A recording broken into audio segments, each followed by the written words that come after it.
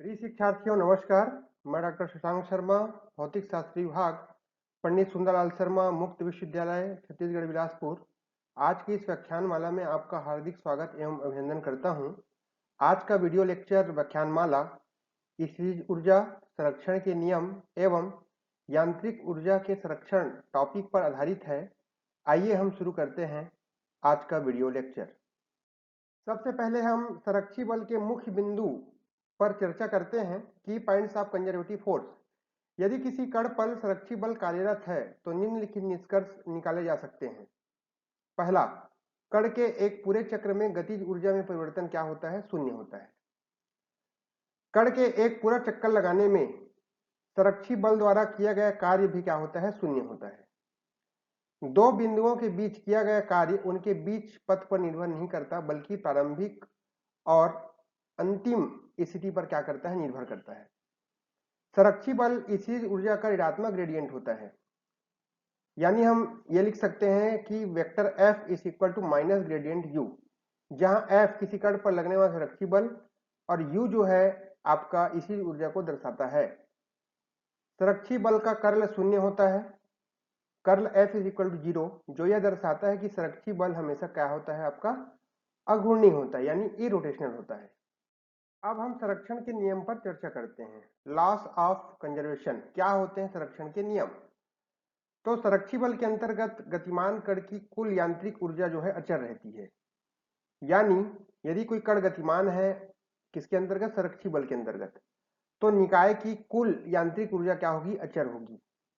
अर्थात कण की स्थिति के कारण उत्पन्न स्थितिज ऊर्जा तथा कण की गति के कारण उत्पन्न गतिज ऊर्जा का योग हमेशा क्या होता है? संरक्षित रहता है। इसे ही हम संरक्षण का नियम कहते हैं। चलिए अब हम स्थितिज ऊर्जा, जिसे हम पोटेंशियल एनर्जी कहते हैं, उसकी परिभाषा पर विस्तार से चर्चा करते हैं। तो पोटेंशियल एनर्जी क्या है या स्थितिज ऊर्जा को हम कैसे परिभाषित करें? तो किसी कण में उसकी अपनी स्थिति के कारण जो ऊर्जा संचित रहती है उसे उस कण की स्थितिज ऊर्जा कहा जाता है। इसे प्रायः अक्षर U द्वारा प्रदर्शित करते हैं। दूसरे शब्दों में हम इसकी बहुत ही सरल शब्दों में इसकी परिभाषा के बारे में बात करें तो इसकी परिभाषा कुछ यूं होनी चाहिए कि कण की स्थितिज ऊर्जा उस कार्य के बराबर होती है जो कण को प्रामाणिक स्थिति से उसकी वर्तमान स्थिति तक लाने में कण पर किया जाता है। तो प्रामाणिक स्थिति हम किसे कहेंगे? तो प्रामाणिक स्थिति वह स्थिति होगी जहां पर कण पर लगने वाले बल का मान क्या होगा? शून्य होगा, क्योंकि तब कण की स्थितिज ऊर्जा शून्य तथा क्या होगी? न्यूनतम होगी। उदाहरण के लिए स्प्रिंग से जुड़े कण पर बल अथवा कण की स्थितिज ऊर्जा तब शून्य होती है जबकि स्प्रिंग अपनी सामान्य स्थिति बिना तन्य अवस्था में होती है। गुरुत्वीय तथा स्थिर वैद्युत क्षेत्र में स्थित कण पर बल अथवा कण की स्थितिज ऊर्जा अनंत पर क्या होगी? शून्य होगी। अब हम स्थितिज ऊर्जा अर्थात पोटेंशियल एनर्जी के लिए गणितीय व्यंजक की बात करते हैं। तो जब किसी कण को संरक्षी बल F के अंतर्गत स्थिति 1 से स्थिति 2 पर इस प्रकार ले जाया जाता है कि कण की गतिज ऊर्जा में किसी प्रकार का परिवर्तन नहीं होता, अर्थात गतिज में परिवर्तन क्या मानेंगे हम लोग? अचर या शून्य मानेंगे। तो कण को ले जाने में बल द्वारा किया गया कार्य उसकी स्थिति 1 और स्थिति 2 में स्थितिज ऊर्जा में अंतर के बराबर होगा। बल संरक्षी होने के कारण इसका मान केवल कण की प्रारंभिक एवं अंतिम स्थितियों पर निर्भर करेगा, न कि बल द्वारा अपनाए गए पथ पर। यदि स्थिति 1 व स्थिति 2 पर कण की स्थितिज ऊर्जाएं क्रमशः U1 व U2 है तो U1 minus U2 is equal to स्थिति 1 से स्थिति 2 में बल द्वारा किया गया कार्य W इज इक्वल टू, हम यहां से लिमिट लेंगे तो इंटीग्रल 1 से 2 vector F dot dr dot, तो किया गया जो कार्य होता है मतलब कार्य करने की क्षमता को हम क्या कहते हैं? ऊर्जा कहते हैं। और कार्य बराबर क्या होता है? बल गुणा बल की दिशा में विस्थापन। क्योंकि हम जानते हैं अनंत पर कण की स्थितिज ऊर्जा क्या होती है? शून्य मानी जाती है। अतः यदि हम कण की प्रारंभिक स्थिति अनंत पर माने जाए तो r दूरी पर स्थित बिंदु पर कण की स्थितिज ऊर्जा, ठीक है, तो यहां पर हम प्रारंभिक स्थिति क्या मान लेंगे? 0, केवल r दूरी पर स्थित कण की गतिज ऊर्जा निकालेंगे। तो हम चूंकि अनंत से, ठीक है, अनंत से लेकर के आ रहे हैं बिंदु r तक किसी कण को, तो हमारा जो लिमिट हो जाएगा वो चेंज हो जाएगा, इंटीग्रल इन्फिनिटी टू r, और किया गया कार्य होगा f डॉट डी आर। तो माइनस को जब इधर हम ट्रांसफर करेंगे तो कण की इसी ऊर्जा निकल जाएगी minus infinity to r integral f dot D r. अतः किसी कण की किसी स्थिति r पर इसी ऊर्जा उस कार्य के बराबर होती है जो कण को अनंत से उस बिंदु r तक लाने में करना पड़ता है। अब हम एक महत्वपूर्ण बिंदु पर चर्चा करेंगे जिसमें संरक्षी बल इसी ऊर्जा का क्या होता है, ऋणात्मक ग्रेडियंट होता है। यदि हम इसी गणितीय रूप में बात करें तो vector F is equal to minus gradient U। हम जानते हैं कि संरक्षी बल के अंतर्गत किसी कण की इसी ऊर्जा का जो सूत्र होता है U is equal to minus integral infinity to R vector F dot D r. माना किसी कण पर लगने वाला संरक्षी बल F जो है 3 डायमेंशन में है तथा इसके x, y और z घटक क्रमशः fx, fy व fz हैं, तो vector F is equal to हो जाएगा ifx plus jfy plus kfz। ठीक उसी प्रकार जब हम इसी सदिश लेंगे dr, vector dr is equal to idx plus jdy plus kdz। अब हम क्या करेंगे, f डॉट dr का डॉट प्रोडक्ट करेंगे, तो ifx plus jfy plus kfz dot idx plus jdy plus kdz।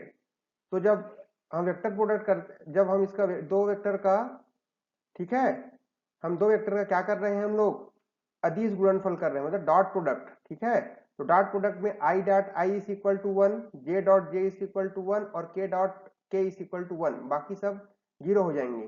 तो i का जब i से करेंगे तो ये हो जाएगा fx dx plus fy dy और fz dz। अब समीकरण 2.8 से हम कण की इसी ऊर्जा का फार्मूला हम यहाँ मान भर देंगे f डॉट डी आर का, तो u इज इक्वल टू हो जाएगा minus integral f x d x plus f i d y plus f z d z, और सभी को हम इंडिविजुअल अलग अलग कर लेंगे। तो u is equal to minus integral f x d x minus integral f y d y minus integral f z d. अब हमें समीकरण नंबर जो 2.9 प्राप्त हुआ था उसका हम क्या करेंगे, एक्स वाई जेड के सापेक्ष बारी बारी से आंशिक अवकलन करेंगे। चूंकि ये पार्शियल डिफरेंशियल इक्वेशन है तो जिसके सापेक्ष, जिस चर के सापेक्ष हम अवकलन करेंगे केवल उसी का मान हमें प्राप्त होगा, बाकी सभी क्या हो जाएंगे, अचर होकर के जीरो हो जाएंगे। जब x सापेक्ष करेंगे del u upon del x is equal to minus F X, del u upon del y is equal to minus F Y और del u upon del z minus F Z. अब इस समीकरण में जो घटक लिए हम बल का, vector f is equal to i f x plus j f y plus k f z, यहाँ हम एफ एक्स, एफ आई और एफ जेड का जो प्राप्त मान है उसे हम पुट करेंगे। Vector F is equal to हो जाएगा आई ब्रैकेट में minus del U upon del X plus J minus del U upon del Y plus K minus del U upon del Z, minus हम common ले लेंगे सभी से, हमारा formula हो जाएगा minus I del U upon del X plus J del U upon del Y plus K del U upon del Z. अब ये जो आई डेल अपन del X plus J del अपन del Y plus K del अपन del Z, ये होता है आपका gradient, या इसी को बोलते हैं आपका, ठीक है, डेल ऑपरेटर। क्या बोलते हैं, डेल। और डेल एक ऐसा ऑपरेटर है, एक वेक्टर ऑपरेटर है, सदिश ऑपरेटर है। तो एफ की वैल्यू हो जाएगी minus gradient u is equal to minus del, gradient को हम डेल दर्शाते हैं, वेक्टर डेल इंटू यू, ये हमको फार्मूला मिला। ठीक है, संरक्षी बल का, संरक्षी बल जो है होता है आपका इसी ऊर्जा का ऋणात्मक ग्रेडियंट होता है। अतः हम कह सकते हैं कि किसी कण की इसी ऊर्जा वह राशि है, ठीक है, जिसकी दूरी के सापेक्ष ऋणात्मक प्रवणता उस कण पर लगने वाले संरक्षी बल के क्या होती है, बराबर होती है। ठीक है, इसी प्रकार से ये देखिए, है ना, एक विमीय संरक्षी बल के लिए यदि हम केवल वन डायमेंशन लें तो x सापेक्ष या y सापेक्ष z सापेक्ष हम निकाल सकते हैं। ठीक है, अब चूंकि ये बता देना लाभप्रद भी है कि संरक्षी बल के लिए जो यदि कर्ल f यदि हम निकालें तो उसका मान क्या होता है, आपका जीरो होता है। ठीक है, कर्ल निकालेंगे तो, क्योंकि क्रॉस प्रोडक्ट में डेल क्रॉस डेल क्या हो जाएगा, जीरो हो जाएगा, और हमको कर्ल एफ का मान क्या मिल जाएगा, जीरो मिल जाएगा। ठीक है, दो समान वेक्टरों का cross product a cross a is equal to क्या होता है, जीरो। अभी इसको ये कर्ल एफ का वैल्यू निकालने के लिए एक आपका है ना, वैकल्पिक क्विज भी दिया है, इसका आप क्या कर सकते हैं, आपका अनुसरण कर सकते हैं। अब हम नेक्स्ट टॉपिक पर चलते हैं। संरक्षी बल के अंतर्गत यांत्रिक ऊर्जा का संरक्षण, मतलब conservation of mechanical energy under a conservative force. तो संरक्षी बल के अंतर्गत गतिमान कण की कुल यांत्रिक ऊर्जा जो है अचर रहती है, अर्थात इसी ऊर्जा तथा गतिज ऊर्जा का योग हमेशा कैसा रहता है, संरक्षित रहता है। माना m द्रव्यमान का कोई कण संरक्षी बल के अंतर्गत ऐसे बिंदु A से बिंदु B तक जाता है, तो A से B तक जाने में बल द्वारा किया गया कार्य तो क्या हो जाएगा, W A to B is equal to integral a to B F dot D r. अब हम एक गणितीय व्यंजक की पुष्टि करेंगे, है ना। सबसे पहले हम देखते हैं न्यूटन के गति विषयक नियम। तो न्यूटन का जो द्वितीय गति विषयक नियम कौन सा ले रहे हैं, दूसरा। तो न्यूटन की गति के जो नियम है, दूसरा नियम वो बल का नियम है। कैसा नियम है, बल का नियम। और वो नियम क्या कहता है कि न्यूटन के, है ना, द्वितीय नियम के अनुसार किसी वस्तु पर लगाया गया बाह्य बल उस वस्तु में संवेग में परिवर्तन की दर के क्या होती है, समानुपाती होती है, अनुक्रमानुपाती होती है। तो F is equal to M into A, जहां ए क्या है आपका त्वरण हो जाता है वेग में परिवर्तन बटा समय। चूंकि वेग इज इक्वल टू क्या होता है, दूरी बटे समय, तो दूरी निकाल देंगे, d are is equal to v into d t. अब जो हम फार्मूला पढ़े थे किया गया कार्य का, तो डब्ल्यू ए to B is equal to integral a to B f into d r. अब यहां से f की वैल्यू पुट कर देंगे m into d v upon d t, और ठीक है dr की वैल्यू पुट कर देंगे क्या, v इंटू डी टी। तो integral a to b m d v dot v, यहाँ डी टी आपका कैंसिल आउट हो जाएगा और हमारा वैल्यू मिलेगा integral a to b m v d v. अब चूंकि चर क्या है आपका डी वी, अब m क्या है, अचर है, m बाहर निकल जाएगा और v का आपका क्या हो जाएगा, समाकलन। तो v का जो इंटीग्रेशन होगा वी स्क्वायर अपॉन टू। अब यहाँ हम जब लिमिट पुट कर देंगे b और a, तो m बटे टू, ठीक है, v b square minus v a square. अब एक बटे दो को जब हम गुणा करेंगे इससे, तो one upon two M v b square minus one upon two M v a का स्क्वायर। और चूंकि हम जानते हैं कि कण की, है ना, गतिज ऊर्जा क्या होती है, एक बटे दो एम वी स्क्वायर, ये लिखा हुआ है K equal to one upon two M V square कण की गतिज ऊर्जा है। इस प्रकार ए से बी तक ले जाने में बल द्वारा किया गया कार्य कण की गतिज ऊर्जा में वृद्धि के बराबर होता है, तो के बी माइनस के। ठीक है, अब इसी ऊर्जा की परिभाषा अनुसार 2.6 से रन किया गया जो कार्य क्या होगा, डब्ल्यू ए इंटू ए से B is equal to A to B F dot D R is equal to U A minus U B. ये हम फार्मूला पढ़ चुके हैं। अर्थात ए से बी तक ले जाने में बल द्वारा किया गया कार्य कण की इसी ऊर्जा में कमी के क्या होगा, बराबर होगा। यहाँ गतिज ऊर्जा में वृद्धि क्यों हुई, यहाँ देखिए आपका के बी माइनस के, और के बी जो है आपका, ठीक है, के बी जो है बड़ा होगा किससे, के की तुलना में, लेकिन यहाँ इसी ऊर्जा में कमी हो रही है, U A minus U B. ठीक है, तो इक्वेशन नंबर जो है 2.13 और 2.14 में यहाँ हम देखते हैं किया गया कार्य, चूंकि लेफ्ट हैंड साइड बराबर है तो राइट हैंड साइड भी क्या हो जाएगा, बराबर हो जाएगा।